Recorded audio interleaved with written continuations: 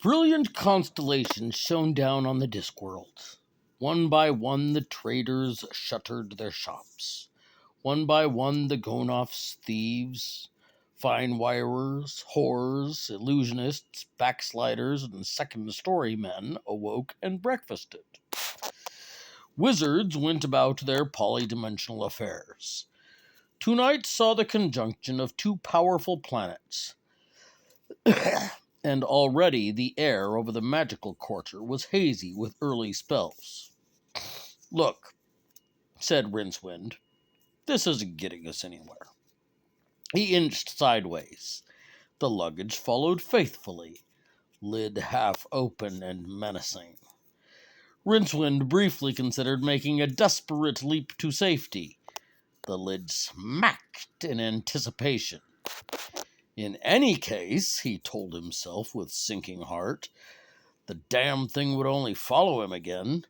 It had that dogged look about it. Even if he managed to get to a horse, he had a nasty suspicion that it would follow him at its own pace, endlessly, swimming rivers and oceans, gaining slowly every night, while he had time to stop to sleep, and then one day, in some exotic city, and years hence, he'd hear the sound of hundreds of tiny feet accelerating down the road behind him. "You've got the wrong man," he moaned. "It's not my fault. I didn't kidnap him." The box moved forward slightly. Now there was just a narrow strip of greasy jetty between Rincewind's heels and the river. A flash of precognition told him that the box would be able to swim faster than he could. He tried not to imagine what it would be like to drown in the Yank. "It won't stop until you give in, you know," said a small voice conversationally. Rincewind looked down at the iconograph, still hanging around his neck. Its trapdoor was open, and the homunculus was leaning against the frame, smoking a pipe and watching the proceedings with amusement. "I'll take you in with me, at least," said Rincewind through gritted teeth.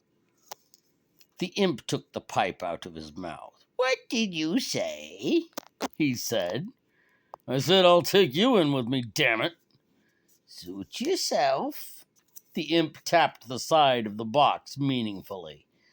"We'll see who sinks first." The luggage yawned and moved forward a fraction of an inch.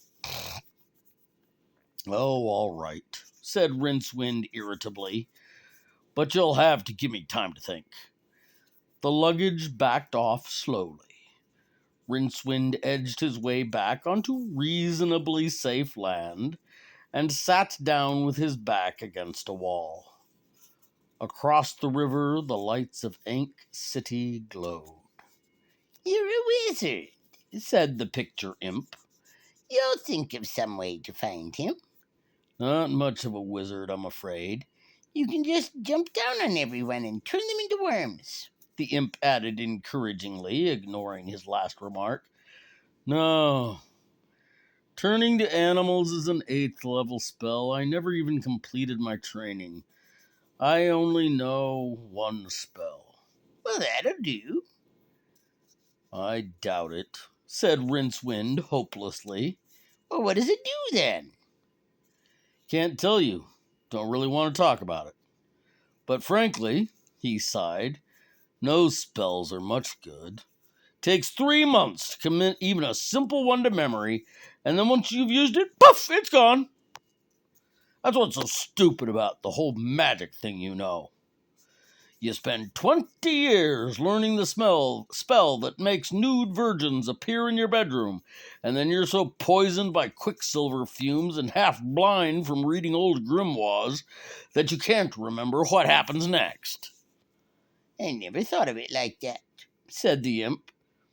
"Hey, look, this is all wrong.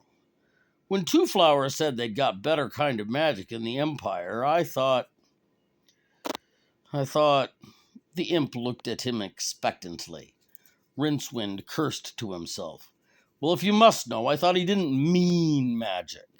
Not as such. What else is there then? Rincewind began to feel really wretched. I don't know, he said. A better way of doing things, I suppose. Something with a bit of sense in it. Harnessing the lightning or something. The imp gave him a kind but pitying look. Lightning is the spears hurled by the thunder giants when they fight, it said gently. Established meteorological fact. You can't harness it. I know, said Rincewind miserably. That's the flaw in the argument, of course. The imp nodded and disappeared into the depths of the iconograph. A few moments later, Rincewind smelled bacon frying. He waited until his stomach couldn't stand the strain anymore and rapped on the box. The imp reappeared. I've been thinking about what you said, it said before Rincewind could open his mouth. And if even you could get a harness on it, how could you get it to pull a cart? What the hell are you talking about? Lightning. It just goes up and down. You'd want it to go along, not up and down. Anyway, it'd probably burn through the harness. I don't care about the lightning. How can I think on an empty stomach? Eat something then. That's logic. How?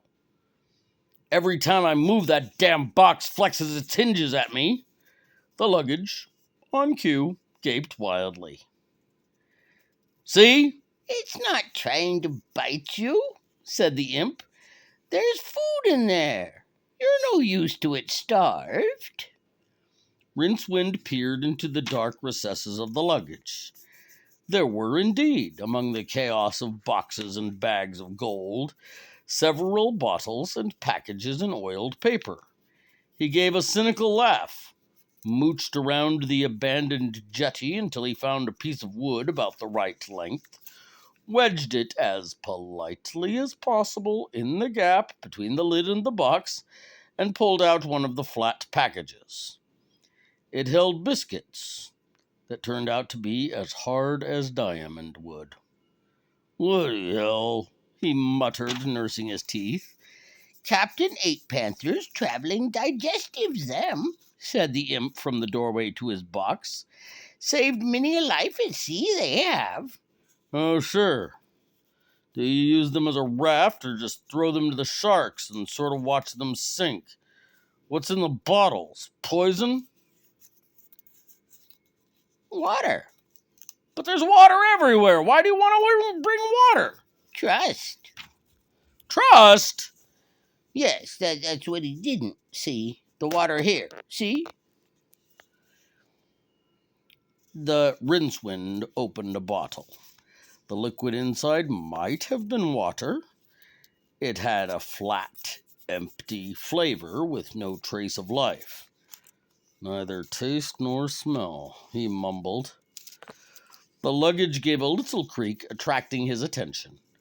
With a lazy air of calculated menace, it shut its lid slowly, grinding Rinchewind's impromptu wedge like a dry loaf. All right, he said. I'm thinking.